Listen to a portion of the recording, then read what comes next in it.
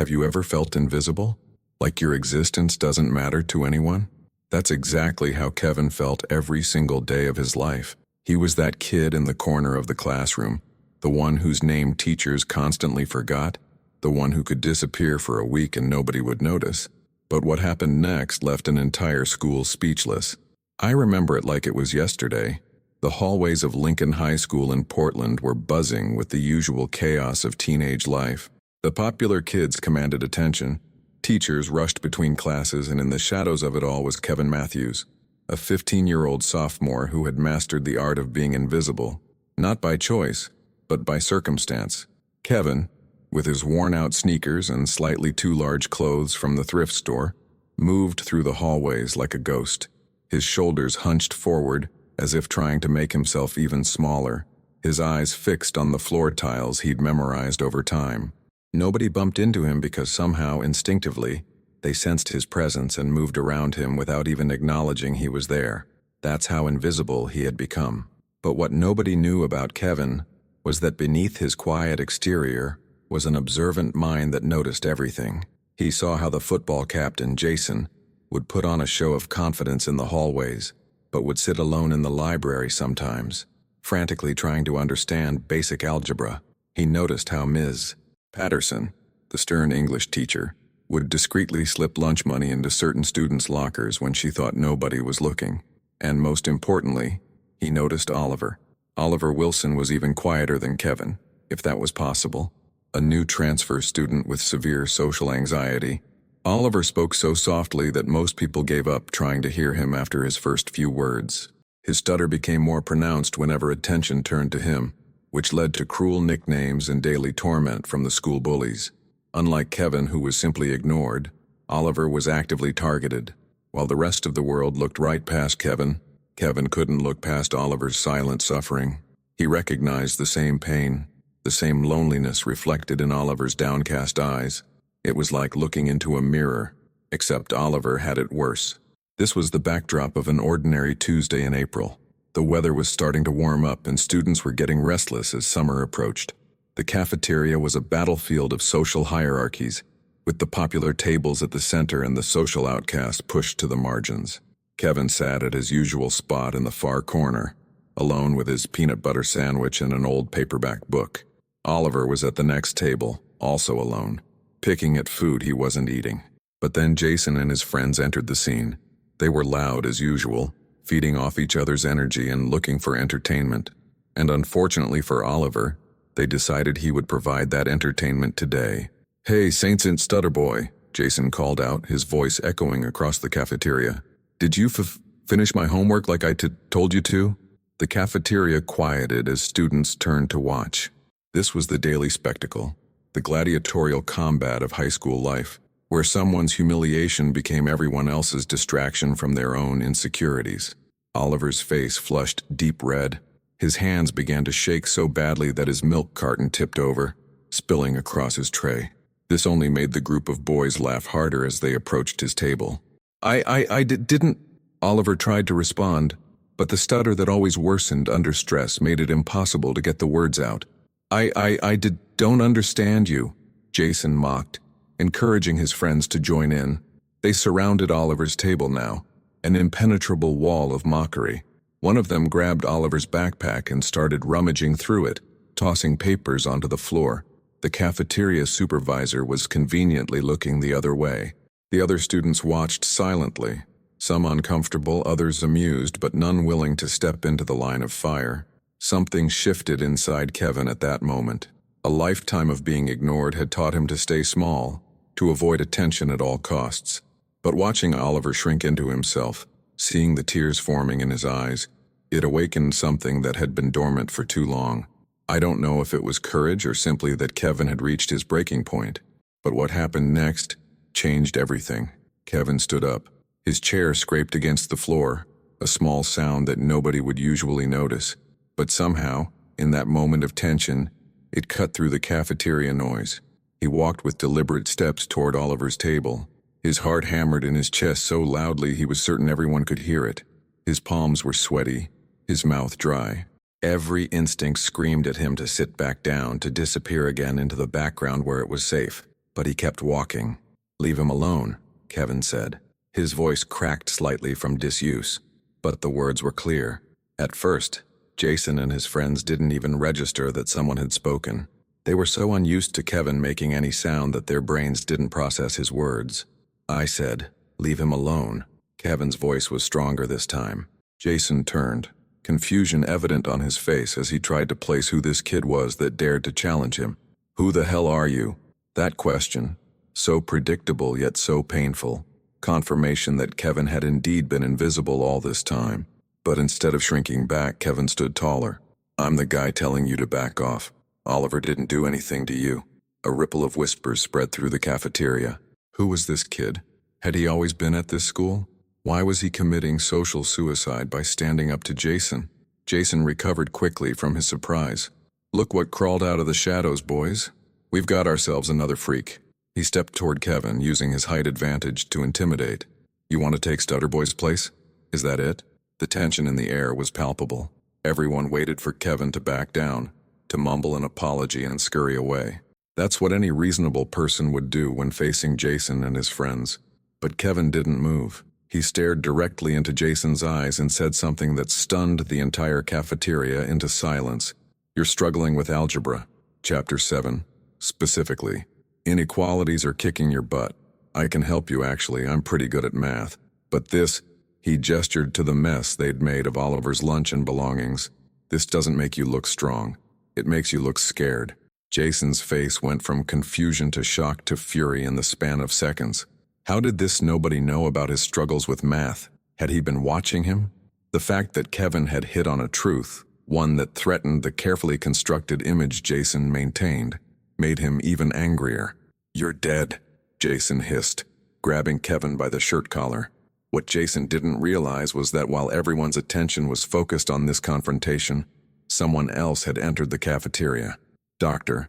Lawrence Allen, the new physics teacher who had transferred to Lincoln High just 2 months ago, had been watching the scene unfold from the doorway. Dr. Allen wasn't like the other teachers who looked the other way during these confrontations. Before becoming a teacher, he had worked at MIT and had connections with several prestigious universities across the country. He had come to Lincoln High as part of an educational outreach program, and rumors were that he could change a student's future with a single recommendation letter. "Mr. Thornton," Dr. Allen's authoritative voice cut through the tension, "release Mr. Matthews immediately." The fact that Dr. Allen knew both their names, even Kevin's, caused another ripple of surprise through the cafeteria. Jason let go of Kevin's shirt and stepped back, his face a mixture of resentment and calculation. Even he wasn't foolish enough to continue with a teacher present, especially one with Dr. Allen's reputation. "We were just talking, sir," Jason said, his voice taking on the respectful tone he reserved for authority figures who could impact his future. "Indeed. And now you're just leaving. All of you." Dr. Allen directed his gaze to Jason's friends. "Ms. Patterson will be interested to hear about this conversation during detention this afternoon." Jason and his friends shuffled away, shooting venomous glares at Kevin that promised this wasn't over. Dr. Allen turned to Kevin and Oliver. "Are you both all right?" Oliver nodded silently, still trembling slightly. Kevin, coming down from the adrenaline rush of his unprecedented act of courage, simply stared at Dr. Allen in surprise. Not only had a teacher intervened, but they knew his name. "Kevin, could I see you in my classroom after you finish your lunch?" "Doctor?" Allen asked, his expression unreadable. Kevin nodded, his throat suddenly tight. Was he in trouble too? Had his one moment of standing up for himself and someone else backfired? Dr. Allen helped Oliver gather his scattered belongings, spoke to him quietly for a moment, and then left the cafeteria. The normal buzz of conversation gradually returned, but now there were curious glances directed at Kevin, the invisible boy who had suddenly made himself very visible. Kevin returned to his seat, his sandwich forgotten as his stomach churned with anxiety. Oliver, after hesitating for a moment, picked up his tray and came to sit across from Kevin. Thank you," Oliver said softly, his eyes still on the table rather than meeting Kevin's gaze. Kevin nodded, not trusting himself to speak. What had he done? Years of carefully avoiding attention, of protecting himself by being forgettable, all undone in a moment of, what? Bravery? Stupidity? He wasn't sure. When lunch ended, Kevin made his way to Dr. Allen's classroom, his feet feeling heavier with each step. His mind raced with possibilities. Would he be reprimanded for causing a scene? Would Jason's parents, who were important donors to the school, demand he be punished? Would this go on his permanent record somehow? He knocked tentatively on the open door. Dr. Allen looked up from his desk and smiled, gesturing for Kevin to enter. "Close the door and have a seat, Kevin," Dr. Allen said, his tone friendly but impossible to read. Kevin did as instructed, perching on the edge of a chair in front of Dr. Allen's desk, ready to flee at the first sign of trouble. "That was quite something you did in the cafeteria," Dr. Allen began. "I'm sorry if I caused problems," Kevin replied automatically, his eyes fixed on his hands. "Problems?" Dr. Allen raised an eyebrow. "You stopped a bullying situation that the adults in the room should have addressed. You showed remarkable courage and empathy. Why would you apologize for that?" Kevin looked up, startled. "You're not mad?" "Quite the contrary." Dr. Allen leaned forward. "I'm impressed and curious. You see, I've been watching you, Kevin." A chill ran down Kevin's spine. "Watching me?" Dr. Allen nodded. "I noticed things, like how you scored perfect marks on both of my surprise quizzes but never raise your hand in class. Like how you read college-level physics text during lunch when you think no one is looking. Like how you figured out a solution to the extra credit problem I posed last week. A problem that most graduate students would struggle with, but didn't turn it in." Kevin felt exposed, as if the careful invisibility cloak he'd constructed had been ripped away, leaving him vulnerable and seen. "How did you know I solved it?" "I didn't show anyone." Dr. Allen smiled.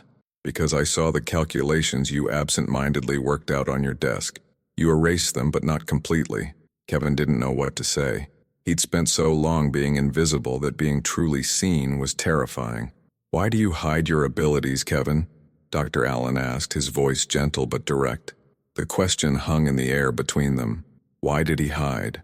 The answer was complicated, layered with years of being overlooked, of learning that drawing attention meant risking pain. "It's easier," Kevin finally said. "Being smart just makes you a target. Being noticed means people expect things from you. And then," his voice trailed off, "and then they're disappointed when you're not what they want you to be." Dr. Allen finished for him. Kevin's head snapped up. How could this teacher understand so precisely? "I know something about that," Dr. Allen continued. "I was a lot like you in high school. Easier to fly under the radar. Safer." It was hard for Kevin to imagine this confident, accomplished man ever hiding in the shadows as he did. "What changed?" Kevin asked before he could stop himself. "Someone saw me. Really saw me," Dr. Allen said simply. "A teacher who refused to let me disappear. And now I'm seeing you, Kevin.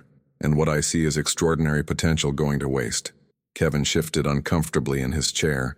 Compliments were foreign territory. "I'd like to propose something," Dr. Allen continued. "Independent study. You, me, twice a week after school. Real physics, not the simplified version I have to teach in class. And mathematics beyond what's in the curriculum." Kevin's heart rate picked up. The offer was tempting. So tempting it scared him. "Why would you do that?" "Because talents like yours are rare and they shouldn't be hidden. And because what you did today for Oliver showed me that you have not just intelligence, but character. That combination can change the world, Kevin. But only if you're willing to be seen." Being seen. The very thing Kevin had avoided for so long. But the way Dr. Allen saw him wasn't threatening. It was affirming. Like for the first time, someone was seeing the real him, not just projecting their expectations onto a blank canvas. Can I think about it?" Kevin asked. Dr. Allen nodded. "Of course. But while you're thinking, I'd like you to consider tutoring Oliver as well." "Oliver?" Kevin was surprised by the suggestion. "Yes. He struggles with physics and could use the help. And I suspect you could both use a friend." The bell rang, signaling the end of the break and the need to return to regular classes. "Think about it," Dr. Allen said as Kevin stood to leave. "Sometimes, Kevin, the very thing we fear, being truly seen, is exactly what we need most." Those words followed Kevin through the rest of the day. He moved through the hallways, but something was different. Some students who had witnessed the cafeteria confrontation looked at him with newfound curiosity. Others, including some of Jason's friends, with barely veiled hostility. He was no longer invisible. and it was terrifying.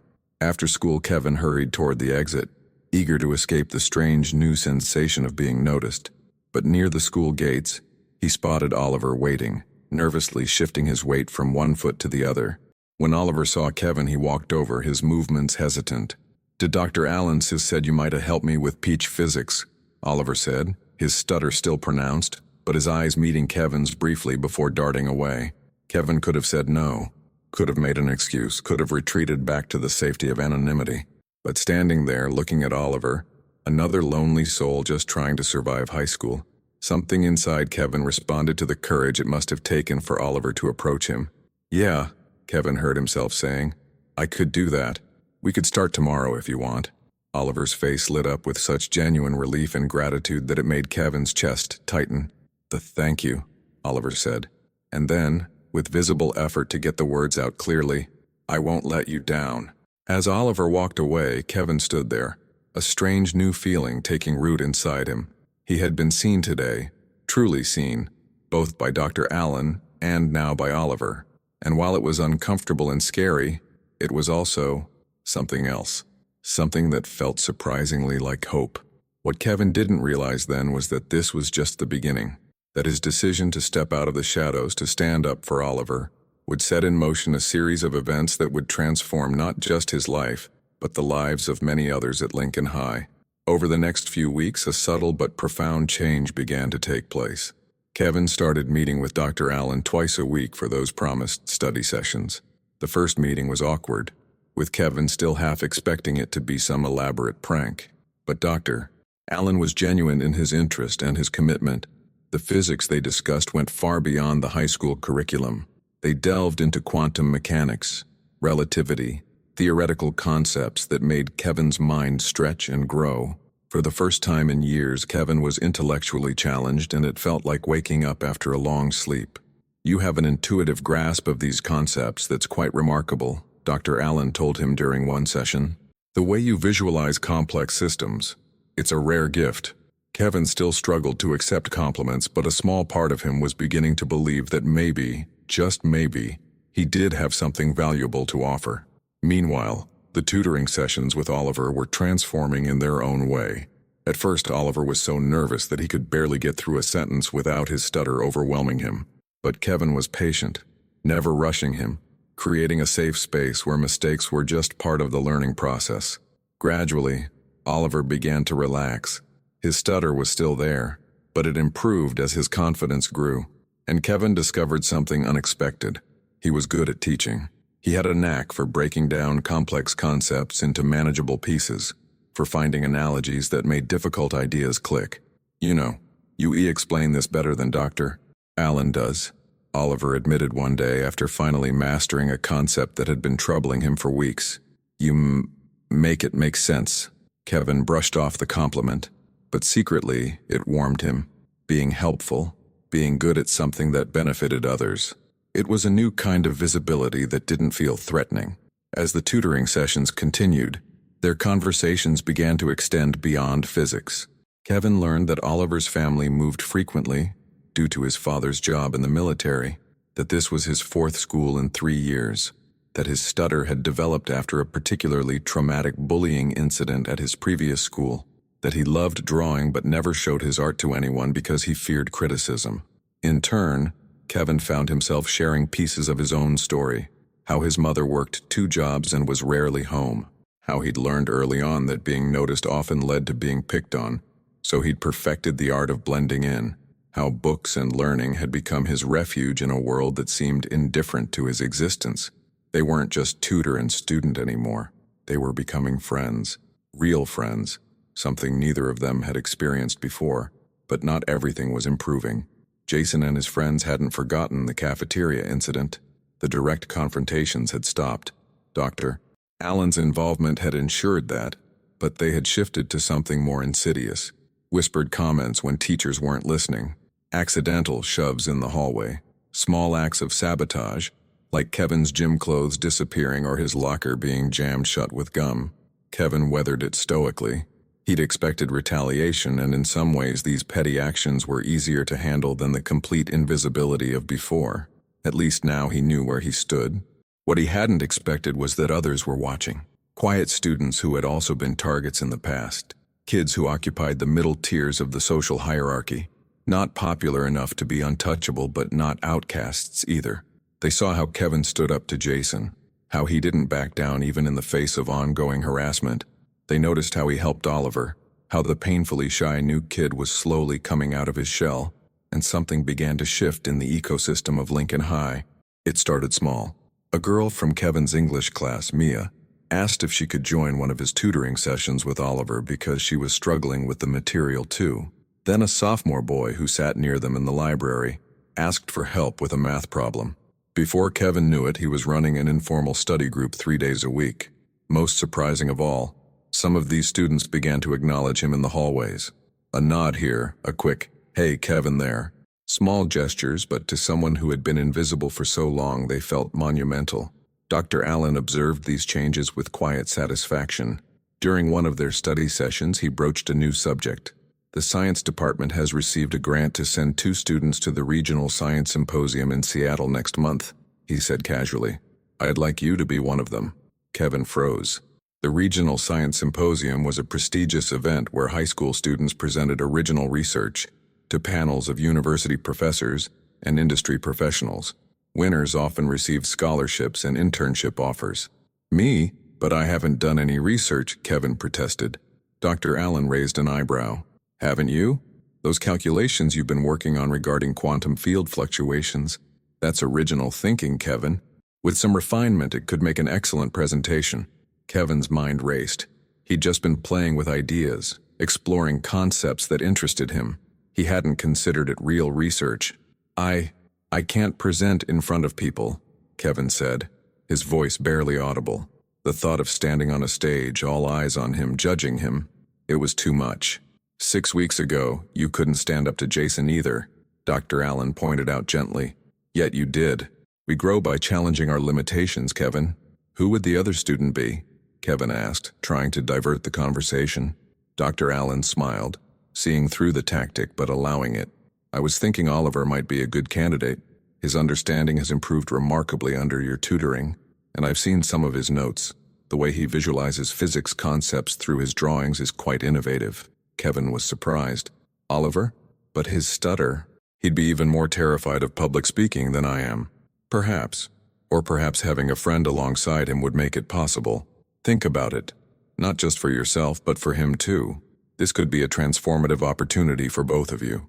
The idea took root despite Kevin's resistance. When he tentatively mentioned it to Oliver the next day, he expected immediate rejection.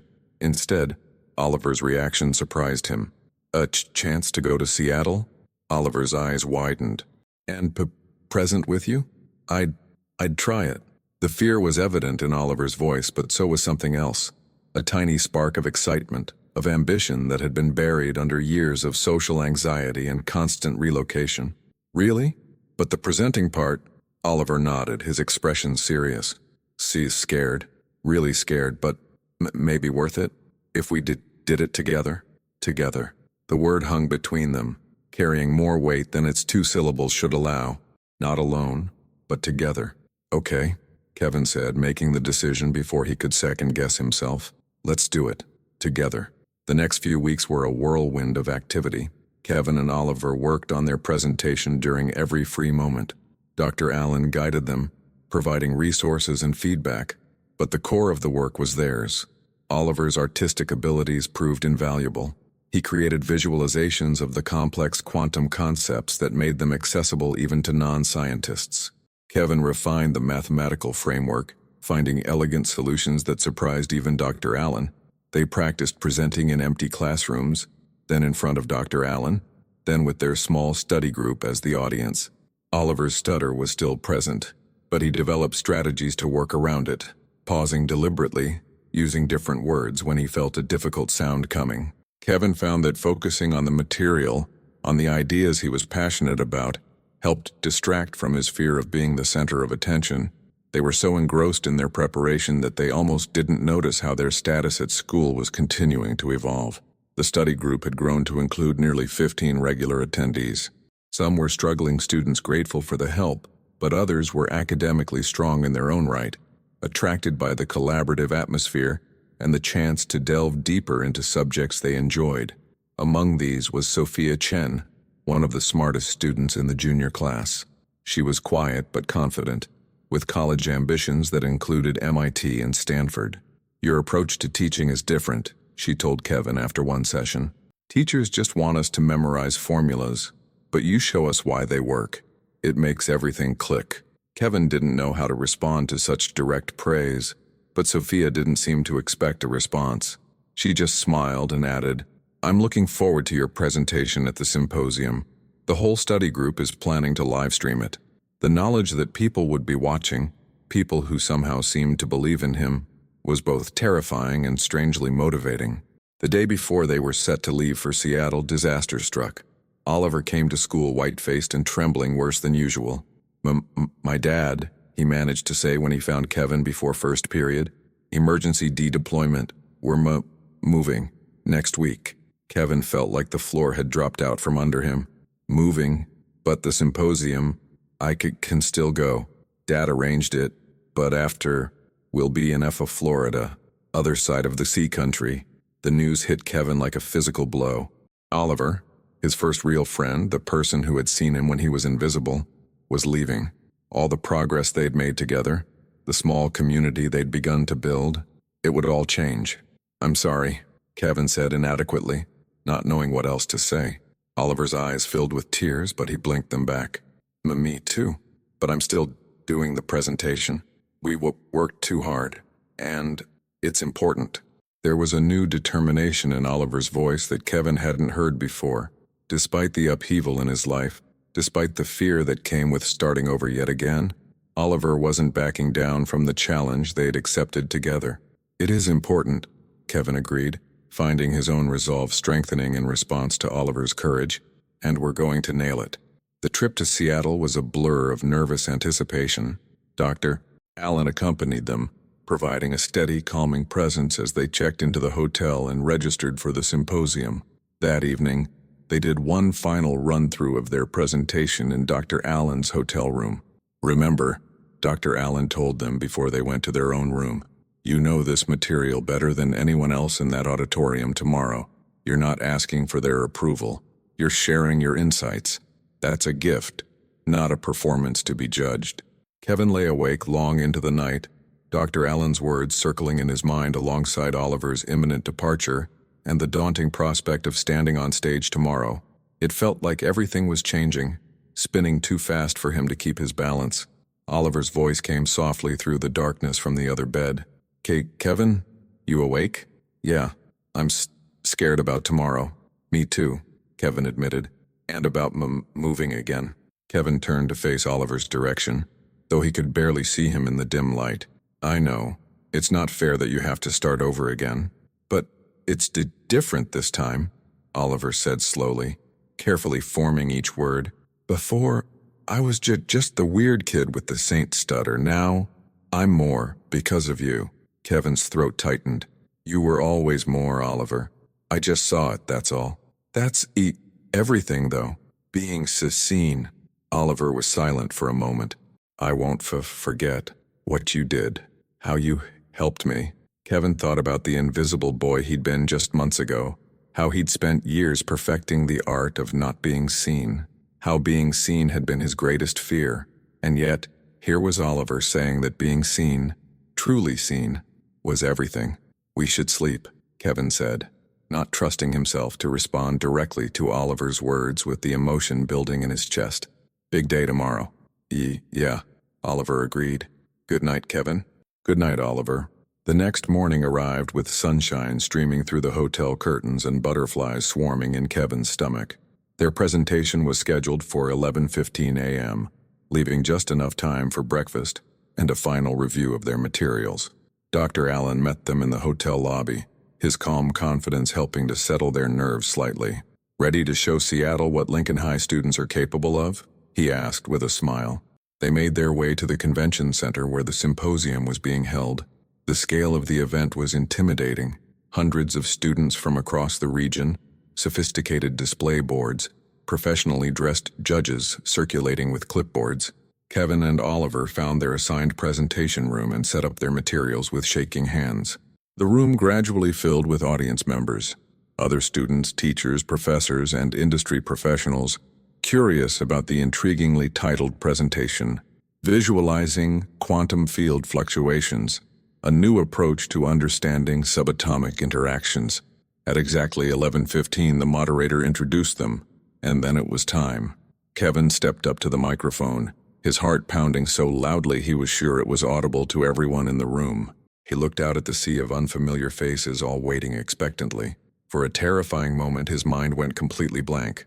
Then, from the corner of his eye, he caught sight of Oliver, giving him a small, encouraging nod. Oliver, who struggled to speak to even one person, was about to present to a room full of strangers. If he could be that brave, then Kevin could at least try. "Quantum physics challenges our intuition," Kevin began, his voice initially quivering but growing stronger with each word. "It describes a reality that doesn't match our everyday experience, making it difficult to conceptualize.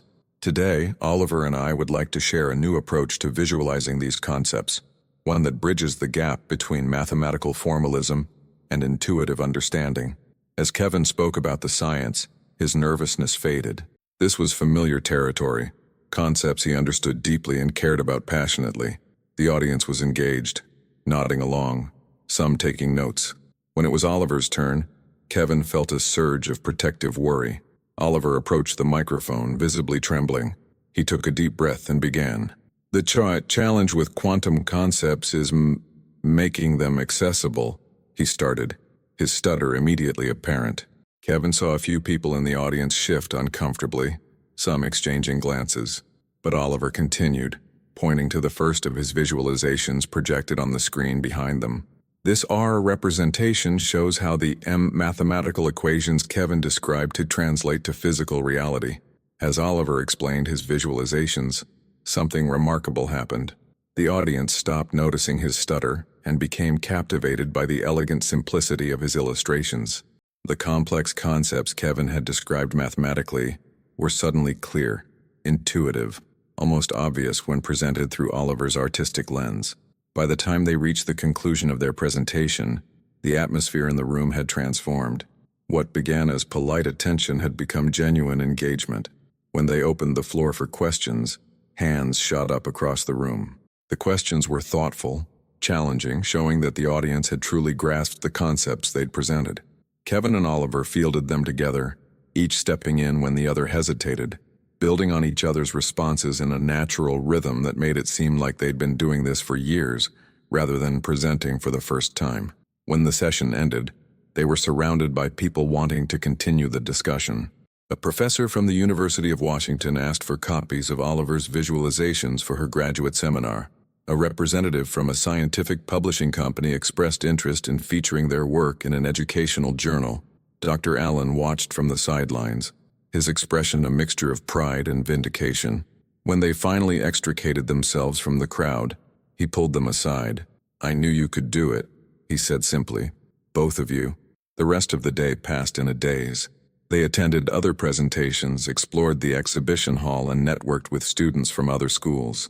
Everywhere they went, people recognized them from their presentation, offering compliments and questions. It was a new kind of visibility, not the threatening exposure Kevin had always feared, but recognition for something he had created, for ideas he had developed, for work he was proud of. That evening, during the closing ceremony, the award winners were announced. Kevin and Oliver sat nervously as the judges worked through various categories: Best Research Methodology, Most Innovative Technology Application, and others. When they reached Best Presentation in Theoretical Physics, Kevin held his breath. "The award goes to Kevin Matthews and Oliver Wilson from Lincoln High School," the announcer said, "for their exceptional clarity in presenting complex quantum concepts and their innovative approach to visualization." The applause was thunderous. Dr. Allen was on his feet, beaming. Kevin turned to Oliver, whose face reflected his own disbelief and joy. They made their way to the stage together, accepted the award certificate, and the small scholarship prize that came with it. Kevin, overwhelmed by emotion, couldn't speak, so Oliver stepped up to the microphone. Without a single stutter, he said, "Thank you. This means more than you know." The simplicity and sincerity of those words resonated through the hall, earning another round of applause. Later that night, as they packed their bags for the return journey the next day, the reality of their impending separation hit hard. Oliver would be back at Lincoln High for just 3 more days before moving to Florida. "We'll stay in touch," Kevin promised. Video calls, texts, emails. Oliver nodded, but they both knew it wouldn't be the same. Distance had a way of changing relationships, especially ones as new as theirs. "What you said before," Oliver said as they finished packing, "about being seen. You were right, but it goes both ways." "What do you mean?" "You saw me when no one else did. But I saw you too. The real you. Not the invisible kid, but the brilliant one. The kind one. The brave one." Kevin didn't know what to say to that. The idea that he might be those things, brilliant, kind, brave, was still foreign to him. The return to Lincoln High was both triumphant and bittersweet. News of their success at the symposium had spread, partly because the study group had indeed watched the live stream, and partly because Dr. Allen had made sure the achievement was announced during morning assembly. For the first time in his school life, Kevin walked down hallways where people knew his name, where students and teachers alike stopped to congratulate him. It was disorienting, uncomfortable in some ways, but also nice. Not because he craved attention, but because the recognition was for something meaningful, something he'd earned through hard work and genuine passion. Oliver experienced a similar shift during his final days at the school. The stutter that had once made him a target now seemed less important to his peers than his artistic talent and his award-winning presentation. Jason and his friends mostly stayed away. Their power somehow diminished now that Kevin and Oliver were no longer isolated targets but members of a growing community of students who had come to respect them. On Oliver's last day, the study group threw a small going-away party in the library. They presented him with a sketchbook signed by everyone, with messages of appreciation and encouragement. Oliver fought back tears as he thanked them. "I've been to 4 SE schools in 3 years," he said, his voice shaky but determined. "This is the first one I'm sad to leave." When it was time for final goodbyes, Oliver and Kevin stepped into the hallway for a moment of privacy. "Florida's going to be different," Oliver said firmly. "I'm not going to hide anymore." "Good," Kevin replied, feeling a mixture of pride and sadness. They won't know what hit them. They exchanged an awkward but heartfelt hug, promising to video chat regularly and to meet up during summer break if possible. As Kevin watched Oliver leave with his parents, he felt a complex swirl of emotions. Sadness at losing his first real friend, but also a strange kind of hope. Oliver was carrying something with him to Florida, not just the confidence he'd gained or the award they'd won together, but the knowledge that he deserved to be seen, to be valued, to take up space in the world. And somehow, in helping Oliver find that truth, Kevin had begun to believe it about himself too. The weeks that followed brought more changes. The study group continued to grow, becoming an official school club with Kevin as its reluctant president. Dr. Allen's independent study sessions expanded to include several other students who showed exceptional aptitude and interest. One afternoon, about a month after Oliver's departure, Dr. Allen asked Kevin to stay behind after their session. "I received an email today that I thought would interest you," Dr. Allen said, sliding a printed page across his desk. "It's from Dr. Sarah Novak at the University of Washington." Kevin scanned the email quickly, his eyes widening as he realized what he was reading. Dr. Novak, the professor who had been so impressed by their presentation at the symposium, was offering him and Oliver positions in a summer research program normally reserved for undergraduate students. "Is this real?" Kevin asked, hardly daring to believe it. Dr. Allen nodded. "Very real, and a remarkable opportunity. I've already forwarded the information to Oliver and his parents in Florida. They're as excited as you might expect." "But we're just high school students," Kevin protested. "Exceptional ones," Dr. Allen corrected. Dr. Novak was particularly impressed by your theoretical framework and Oliver's visualization techniques. She believes your collaborative approach could be valuable to her research team. Kevin stared at the email, thinking about what this could mean. A summer in a real university research lab, working alongside college students and professors, possibly even contributing to published papers. "I don't know if my mom can afford to send me to Seattle for the summer," he said, the practical concern piercing through his excitement. The program covers housing and provides a stipend, Dr. Allen assured him. And I've spoken with your mother already about the possibility of summer opportunities. She's supportive, though understandably concerned about logistics. The fact that Dr. Allen had already thought of these issues, had already spoken to his mother, it reinforced what Kevin had come to realize over these past months. There were people who believed in him, who were invested in his future. I think, Kevin said slowly, I think I'd like to do it. Dr. Allen smiled. I thought you might. And there's more. The University of Washington has an early admission program for exceptional students. If this summer goes well, you could potentially begin taking college courses during your senior year, with scholarships. The implications were overwhelming. College had always been a distant, almost abstract goal for Kevin. His mother worked hard, but had limited resources. The idea of prestigious universities, of scholarships that could make higher education genuinely accessible, it shifted something fundamental in his vision of his own future.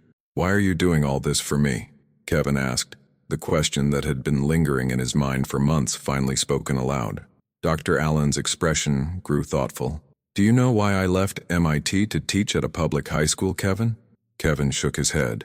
Because the world is full of brilliant minds that never get the chance to develop, that never find the right opportunities or mentorship at the right time. Minds that could solve our most pressing problems, advance human knowledge, create beauty and understanding, if only they were nurtured instead of ignored. Dr. Allen's gaze was direct and sincere. I'm not doing this for you, Kevin. I'm doing it because the world needs what you have to offer. I'm just fortunate enough to be in a position to help connect you with the resources you deserve. Kevin swallowed hard against the emotion rising in his throat. Thank you, he said simply, knowing the words were inadequate but not knowing what else to say. Dr. Allen nodded in acknowledgement. Now, go call Oliver and celebrate your good news. I suspect he's waiting anxiously to hear from you. That evening, Kevin video chatted with Oliver for nearly 2 hours. Oliver's excitement about the summer program was infectious. He'd already begun sketching new visualization concepts, eager to build on their previous work. My stutter's getting better, Oliver told him proudly. I just joined the art club here and I'm doing therapy twice a week. That's great, Kevin said, genuinely happy for his friend. What about you? How's the SIS study group? Kevin filled him in on the latest developments, how the group had become more structured but maintained its collaborative spirit, how several members were now considering science and engineering majors in college when they'd previously been uncertain. You're changing things there, Oliver observed, making a difference. The thought was both exhilarating and terrifying. Making a difference meant being visible, taking up space, accepting responsibility. All the things Kevin had spent years avoiding. I guess we both are in our own ways, Kevin replied. As the school year approached its end, Kevin found himself reflecting on the incredible trajectory of the past few months. From invisible to visible, from isolated to connected, from fearful to, well, still fearful sometimes, but brave enough to act despite the fear. The summer research program in Seattle was everything Kevin and Oliver had hoped for and more. Working alongside undergraduate and graduate students, contributing to real research, experiencing the collaborative excitement of scientific discovery, it confirmed for both of them that this was the path they wanted to pursue. Dr. Novak, impressed by their work, became another mentor figure in their lives, offering guidance on college applications and research opportunities. When she suggested that their visualization approach could be developed into a paper for an educational journal, with both of them as co-authors despite their young age, it felt like yet another door opening to a future neither had fully imagined for themselves. By the time senior year began, Kevin's transformation was profound. He still preferred smaller groups to large crowds, still felt most comfortable lost in thought about scientific concepts, rather than navigating social dynamics. But he no longer felt the need to make himself invisible. He had found his place in the world, or at least begun to. And it was a place where being seen was not just safe, but necessary. Oliver, though attending school in Florida, remained a constant presence through video calls and collaborative projects. His stutter continued to improve with therapy, and his artistic abilities flourished in his new environment. They made plans to apply to the same universities, hoping to continue their intellectual partnership through college and beyond. The study group Kevin had reluctantly led became a fixture at Lincoln High, with younger students now looking up to him as a mentor. Jason, somewhat surprisingly, eventually joined the group in need of help with physics. The initial tension gradually gave way to a cautious mutual respect, another small transformation in the school's social ecosystem. During one of their regular check-ins, Dr. Allen shared something that put everything into perspective. "Do you remember the day you stood up for Oliver in the cafeteria?" he asked. Kevin nodded. How could he forget? It was the day everything had changed. "I need to confess something," Dr. Allen said. "I was watching for longer than you realized. I could have stepped in earlier, but I wanted to see what you would do." Kevin was surprised. "You knew what was happening and didn't intervene right away." "I was about to," Dr. Allen explained. "But then I saw you stand up. That moment, Kevin, that choice to be visible when it mattered, to use your voice despite your fear, that told me everything I needed to know about who you are." Kevin considered this revelation. At first he felt a flicker of resentment that Dr. Allen had let the situation play out. But then he realized, if Dr. Allen had stepped in immediately, Kevin might never have discovered his own capacity for courage, might never have formed that crucial friendship with Oliver, might never have begun the journey that led to where he was now. Sometimes the most important moments in our lives are the ones where others don't rescue us, Dr. Allen continued, seeming to follow Kevin's thoughts. Where we have to decide who we want to be, what we stand for. Kevin thought about Oliver, about to start over again at a new school in Florida, about how their brief but intense friendship had changed both their lives, about how a single moment of courage could ripple outward in ways you could never predict. "I'm glad you saw me," Kevin said finally. "The real me, I mean. Not just the invisible kid." Dr. Allen smiled. "I'm glad you let yourself be seen."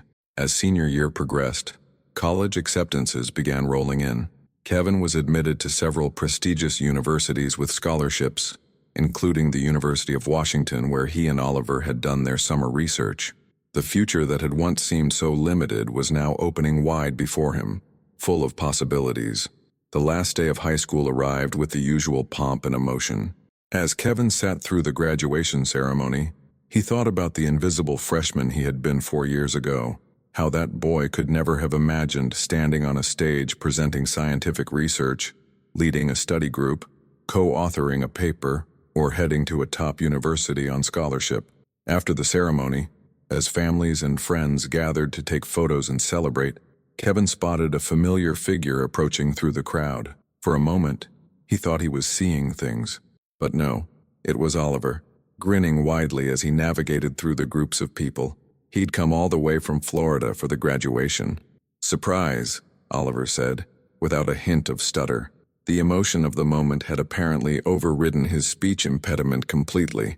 They embraced, both laughing with the joy of the unexpected reunion. "Your speech thing," Kevin began. "Almost gone," Oliver said, the slight stutter returning but far less pronounced than before. "I still trip up sometimes when I'm nervous or tired. I can't believe you're here. Couldn't miss it." Oliver shrugged, as if flying across the country for a high school graduation he wasn't even part of was the most natural thing in the world.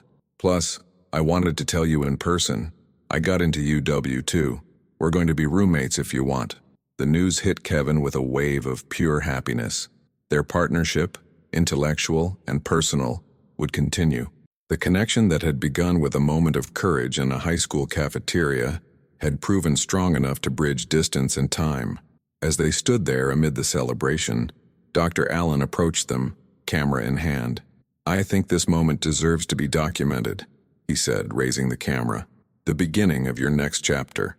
As they posed for the photo, Kevin thought about visibility, how terrifying it had been, how essential it had become, how being truly seen by just one person had changed everything, how that change had rippled outward, touching other lives, creating a community where before there had been isolation. The invisible boy had stepped into the light and discovered that it was exactly where he belonged. Dr. Allen lowered the camera, looking at the display screen with satisfaction. "Perfect," he said. "A reminder of how far you've both come and how far we still have to go," Kevin added, thinking of all the possibilities that lay ahead. Oliver nodded in agreement. Together. That word again. Together. No longer alone, no longer invisible. just seen. And that had made all the difference. When I think back on that remarkable story, I'm reminded that sometimes the most profound transformations begin with the smallest acts of courage. Kevin was just a boy who decided in one critical moment that standing up for someone else was more important than remaining safely invisible. He couldn't have known then how that single choice would alter the trajectory of his life, or how many others would be affected by his willingness to be seen. As an educator myself now, I look for the quiet ones, the invisible ones, the ones who carry brilliance and kindness within them, but have learned for whatever reason to hide their light. I remember Kevin and Oliver, and I try to really see my students, not just for who they are now, but for who they might become if given the right opportunities, the right encouragement, the right challenges at the right time. Because visibility isn't just about being noticed. It's about being recognized for your true self. It's about finding your voice and using it not just for your own benefit, but to lift others. It's about discovering that the very qualities you tried to hide might be exactly what the world needs most. Kevin's journey from invisible to visible wasn't about seeking attention or popularity. It was about finding the courage to take up his rightful space in the world, to contribute his unique gifts, to connect authentically with others. And in doing so, he created ripples that continue to spread outward, touching lives in ways he may never fully know. That's the power of being seen, and of truly seeing others. It can transform a lonely cafeteria confrontation into a lifelong friendship. It can turn an overlooked student into a passionate researcher. It can convert fear into courage, isolation into community, invisibility into purposeful presence. So when you encounter someone who seems to be hiding in plain sight, the quiet one in the corner, the person others look past, remember Kevin. Remember that beneath that carefully maintained invisibility might be extraordinary potential just waiting for someone to notice, to nurture, to believe in, because sometimes all it takes is one person willing to truly see another to change everything. And sometimes the most powerful thing you can say to someone who has spent their life being overlooked is simply, "I see you, the real you, and you matter." Take a deep breath and think about this for a moment. Maybe there's someone in your life right now who needs to be seen. Or maybe you've been the invisible one waiting for someone to recognize your value, your potential, your true self. Either way, remember this. Visibility isn't about spotlight or spectacle. It's about authentic connection, about creating spaces where people feel safe enough to be seen as they truly are, about having the courage to step out of the shadows when it matters most. Like Kevin did on that ordinary Tuesday in April, when he decided that standing up for someone else was worth the risk of being noticed. And in that one moment, everything changed. If this story touched you, take a moment to reflect on your own journey from invisibility to visibility. Share it with someone who might need to hear that they're not alone. Or better yet, look around for the quiet ones in your life and make sure they know they're seen. Because every Kevin and every Oliver out there deserves to know that they matter, that their voice has value, that their presence in this world makes a difference. And sometimes, all it takes is one person willing to truly see them to set that transformation in motion. Just like Dr. Allen saw Kevin, just like Kevin saw Oliver, just like they ultimately learned to see themselves. Not invisible after all, but brilliantly, beautifully, authentically visible. Exactly as they were always meant to be.